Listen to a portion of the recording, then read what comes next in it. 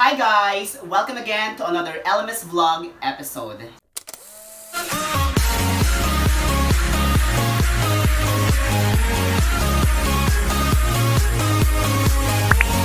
And for today's vlog is going to be very simple because we will just plainly do a sit-down vlog. We are going to do unboxing and haul of some of the items that I bought for our LMS kitchen. So, ito pa lang yung mga dumarating, parating pa lang yung iba. And, you know, I am just very fortunate and blessed and thankful sa mga nagbigay ng mga blessings na to.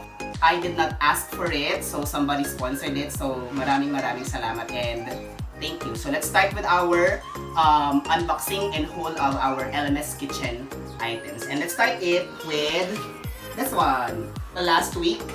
And this is actually a heat gun. So, eto nagamit ko na siya actually. Pinang-seal natin ng ating LMS Kitchen Chili Garlic Oil. So, let's check. Okay? So, eto siya. This is ordered sa Lazada. So, ang brand niya is Jimbo. Okay? So, eto yung box. Nung dineliver to, this is properly packed. Meron siyang bubble wrap at maayos yung pagkaka-package. So, when you open, ito yung laman niya. So, color yellow na heat gun. Ayan. Meron din siyang manual. And it comes with 4 types of different nozzles. Okay, so meron siyang nozzle, cone nozzle, dalawang cone nozzle, isang spreader nozzle, tsaka reflector nozzle. Ayan. So, eto yung ating first item, yung ating heat gun. Umorder din tayo ng ating, I don't know, nauuso ko ngayon eh. Okay? So, dati-dati kasi nanghihiram lang ako ng manual na blender. So, ayan, umorder din tayo ng ganito. So, check natin. Ayan siya, color pink, girl na girl. Ayan. So, it's like a mini food processor. Ayan. So, di kuryente. Ito yung, nauuso ngayon sa Facebook kung minsan, na kapag prines mo to, iikot yung ating food processor. So, I bought this one for 434 pesos. And ito naman, same, in-order din natin sa Lazada. Kasi nga, di ba, nagbebenta tayo ng Niyoki. Okay? So, nung first akong nagpa-order ng Niyoki, talagang nangamote kami sa pag-shape ng ating dough. And then when I check on Lazada, meron silang binibenta na parang pasta maker. So, eto, shinip pa from China. Okay, na-sanitize naman, okay, nung dumating para safe. So, check natin. Ito, maganda yung pagkakarap po. Ito, pang shape ng pasta. In fairness. So, eto siya. Okay. So, para siyang chopping board na meron siyang creases. So, pag i-roll out mo dito yung pasta, magkakaroon siya ng rigid na design. So, meron din siyang instruction or mini na manual for how to use the. Ayan. So, in fairness, hindi cheap yung plastic na ginamit. Makapal siya. Matibay. It's really makapal. So, sulit naman yung pinambili. This is 265 pesos. Next naman, the items which I bought sa SM Department Store. So, first item, bumili tayo ng grater. Ayan. So, meron namang actually grater dito sa bahay, kaya lang yun yung yung hindi siya ganito. Yung plain lang siyang flat na ganon. Pag nanonood kasi ako ng mga cooking videos, parang nakakaingit na meron silang ganitong grater. Okay. Yung grater kasi sa bahay, yung single lang na ganon, makalat yung mga ganon eh, di ba? Kung natatry nyo lang ginagamit yan sa kusina, medyo makalat yung ganon na ginagamit. So, eto kasi, lagay mo lang siya sa chopping board and then you scrape, maiipon dito yung ginigrate natin. So, hindi siya messy. And then, I also bought this one. So, para siyang spider. Okay? So, eto gagamitin naman natin sa ating tigar-tigar because I am just simply using a strainer para dun sa ating tigar-tigar. So, eto nung nakita ko siya sa SM, good quality naman siya. Mas maganda na siya. Ayan. Tapos, mas malalaki yung butas, mas madaling mag-drain yung oil. And then, I also bought rechargeable na emergency light. Since maulan na ngayon, at alam nyo naman ang Lowell ko, umulan lang ng konti, brown out na. Ayan, so at least meron tayong pang emergency light. Test natin. Diyan. Pwede ko rin siyang actually gawing tawag nito, LED light. Check natin. Nakakaganda ba? Pumuti ba ako? Ayan. Pwede nga! So, hindi na siya pang brown out. Nakakaputi ba? Ganda. Ayan. Sana may level. Kaso wala. Meron tayong alternative na LED light. Wala pa tayong pabiling LED light. Sa Ace Hardware. Nung binili ko to, kasi dalawa yung dala kong eco bag. Thanks to Sir Jong, tinulungan niya akong magbuhat from SMU or SM Ordaneta to Silimag kasi doon ako nag-park ng motor. So siya ang nagbuhat nito. So salamat sa pagtulong, Sir Jong. So bumili tayo ng Jaran! Malaking, ano ba tawag dito? Burner. Ayan. So para saan ito? For big orders. Ano ba tawag dito?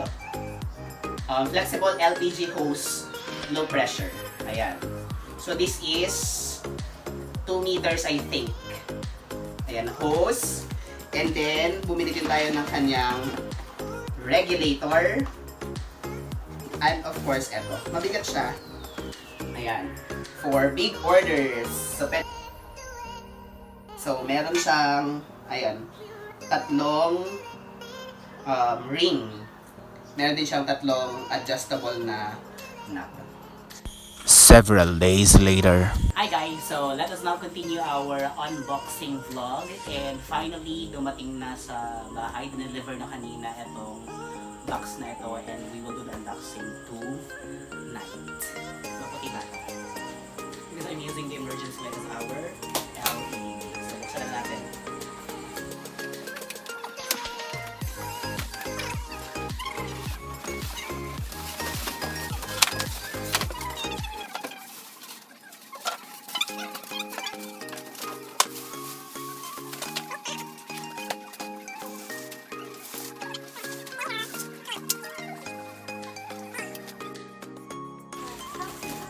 So these are the stands. Kakabit natin. May igniter. They also gave us free regulator. And then the best feature of this one, ito yung gustong-gusto ko dito.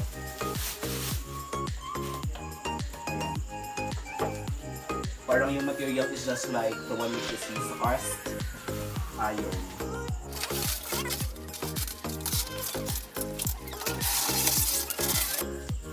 This is the protector if mag-grill ka. So, yung oven is dual function. Oven and grill. So, meron apoy sa taas tsaka sa baba. Very good. A few moments later.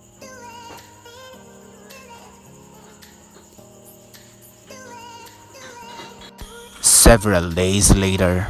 Hi guys! So ituloy na natin yung ating hindi matapos-tapos na unboxing. So meron tayong dalawang i-unbox for today. And then siguro by next week gagawa tayo ng Lazada haul para sa ating mga binili sa Lazada. So ituloy natin yung unboxing. So meron tayo ditong biniling microwave dahil meron tayong iinit na tirang spaghetti kahapon. Ayan, so i-unbox natin para magamit natin. And let's see and try kung okay ba yung performance ng ating nabiling microwave.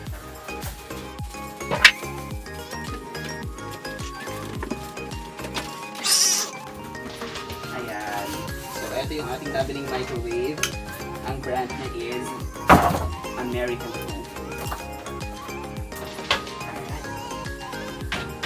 Ayan. So, matchy-matchy siya sa kulay ng ating nabiling stovetop na plastic. So, ang binili nating microwave is basically yung manual. Hindi yung electronic. Kasi sometimes yung electronic, pag tumatagal na hindi sensitive yung kanyang mga push button. Ayan, so meron din tayong biniling socket para sa ating microwave. Meron siyang on and off. Dalawa yung binili natin. Yung isa, meron naman siyang USB socket.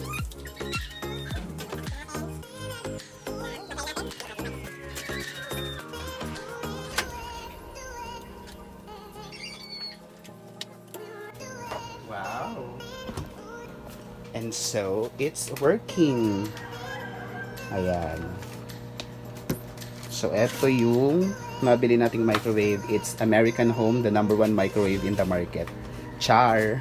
And so, moving on, habang inaantay nating uminit yung ating spaghetti, we will now proceed to our last unboxing item. Actually, na-unbox na namin siya kasi immediately, kailangan na siyang gamitin nung dineliver. And I was not here nung dineliver siya. So, talagang in-unbox na nila. So, papakita na lang natin. So, eto yung ating nabiling last na item. Yan. So, bumili tayo ng chest freezer para sa ating mga ingredients para sa ating lamisaan. So, it's Fujidenso dual function na chest freezer. It's an 8 cubic chest freezer. Ayan. So, di susi. Pakita na lang natin yung laman. Ayan, no. There you go. So, marami na tayong stocks. Ayan, no. Kani. Nag-panic buying tayo ng kani yesterday. So, I bought almost 18 packs ng kani. Meron tayong Shanghai na pangbenta. We have cheese, mozzarella para sa ating overload, and yung mga yon. So, there you go. So, dito nagtatapos yung ating unboxing ng ating mga nabiling items para sa ating lamisaan. And if you do love this video, please do like and share and drop a comment. At kung bago ka sa channel natin ito, huwag kalimutang i-subscribe at i-hit ang bell button para ikaw ay parating updated sa ating mga newly uploaded videos. Thank you so much!